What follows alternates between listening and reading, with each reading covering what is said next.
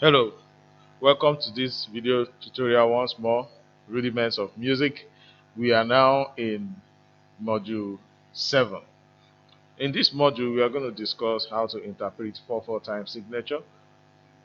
Of course, we'll talk on how to identify 4/4 time signature, then self-check questions, then we'll do some examples, and we do the module 7 assignments.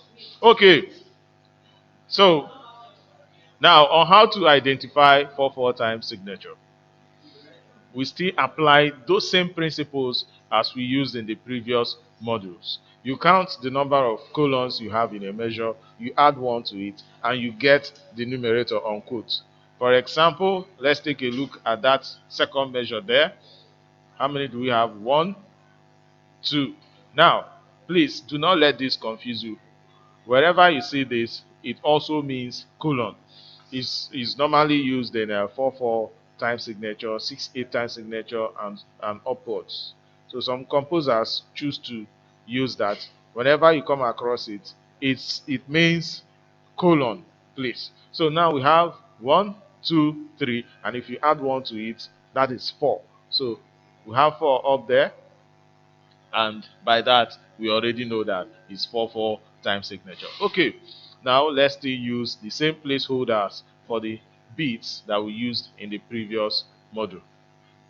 There is no difference, the same principles apply here, only that the rhythm changes.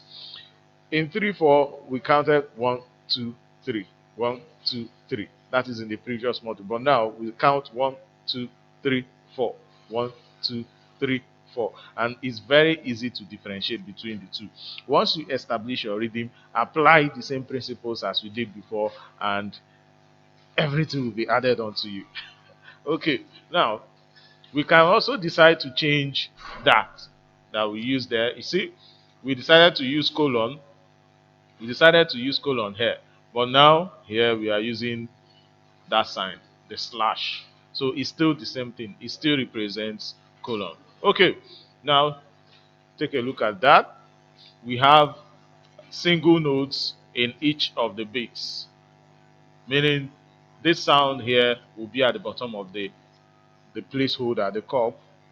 Then this at the bottom, this at the bottom. Remember, we have only one note here, only one note here, only one note there. This is a colon, of course, and only one note there. So as usual, they will be at the bottom of the placeholders before you get to the next measure, and so on and so forth. So for you to interpret this, we just apply the same principle as we did before. Establish your rhythm: 1, 2, 3, 4.